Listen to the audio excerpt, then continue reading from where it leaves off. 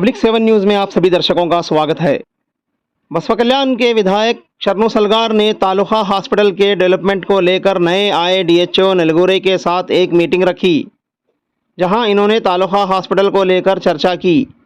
इन्होंने government hospital में हुए डिलीवरीज़ की लिस्ट देखी, जिसमें जुमला 1558 डिलीवरीज़ में 180 सीजरिंग और बाकी नॉर्मल डिलीवरीज़ किए गए। वहीं प्राइवेट हॉस्पिटल्स में 825 डिलीवरीज़ में 530 सीजरिंग हुए हैं। शरणु सलगार ने बताया कि प्राइवेट हॉस्पिटल्स में गरीब मरीजों के साथ खिलवाड़ किया जा रहा है और जहां नॉर्मल डिलीवरीज होनी चाहिए वहां सीजरिंग की जा रही है। इस बात को लेकर बसवा कल्याण विधायक ने हेल्थ कमिश्नर से भी बात की और कहा कि इस लूटमार को बंद किया जाना चाहिए। अगर बेलगांव में आने वाले अधिवेशन से पहले ये मसला हल ना हो तो शरणु सलगार अधिवेशन में ये आवाज़ उठाएंगे और गरीबों के लिए इंसाफ की पुकार लगाएंगे। क्या कुछ बसवा कल्याण के विधायक ने मीडिया से बात करते कहा, सुनिए उन्हीं की ज़ुबानी।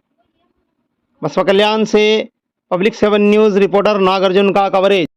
आज का जो मीटिंग हुआ सर, उसमें क्या चर्चा हो गई? हाँ, आज बसवा कल्याण की तालुका हॉस्पिटल में हमारे जो नया डीएचओ निरगुड़े साहब के साथ आज मेरा एक हॉस्पिटल की डेवलपमेंट के बारे में हमने एक मीटिंग लिया। इस मीटिंग में इससे भी पहले केडीपी मीटिंग में चर्चा हो गए थे। टोटल जो आज तक बसवा कल्याण तालुका हॉस्पिटल में टोटल गवर्नमेंट हॉस्पिटल में डिलीवरी हो गए 1558 टोटल नंबर ऑफ डिलीवरी हो गए थे। उसमें ओनली 180 सीजरिन हो गए। 1558 1558 टोटल डिलीवरी गवर्नमेंट हॉस्पिटल में हो गए, उसमें ओनली 180 डिलीवरीज सीजरिन हो गए थे। मैंने ये डायरेक्शन दिया था टीएचओ को और सीएमओ मैडम को, टोटल मेरे को संख्या चाहिए प्राइवेट हॉस्पिटल में कितने डिलीवरी हो गए। ये बहुत सोचने का गंभीर विषय है। प्राइवेट हॉस्पिटल में डिलीवरी हो गए 825, उसमें 530 डिलीवरी 530 सीजरिन हो गए। प्राइवेट हॉस्पिटल में मोर देन 70%। अगर नॉर्मल भी डिलीवरी होता है तो पैसे की लालच में गरीब लोगों को लूटने के लिए, अपने स्वार्थ के लिए, मासूम लोगों को, गरीब शेतकारी लोगों को, जो लोगों का आज जो काम के लिए गए तो उसका पेट नहीं भरता, वो लोगों को उधर लूट रहे। कम से कम 70-75% उधर सीजन करने का कोशिश कर रहे। ये जो बहुत दुख की बात है।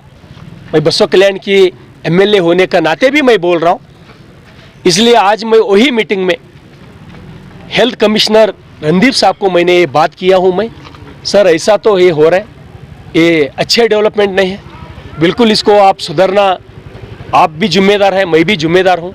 इसलिए मैं इसका जिम्मेदार व्यक्ति कौन है, किसकी वजह से ये व्यवस्था खराब हो गई, मैं रेटिंग में हेल्थ कमिश्नर रणदीप साहब को कंप्लेंट दे रहा हूँ।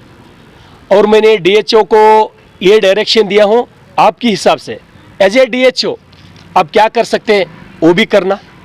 और अगर ये अप टू बेलगांव अधिवेशन से पहले सलूशन अगर मिले तो अच्छा है। इस आने वाला बेलगांव अधिवेशन में ये मैं बिल्कुल चर्चा करूँगा।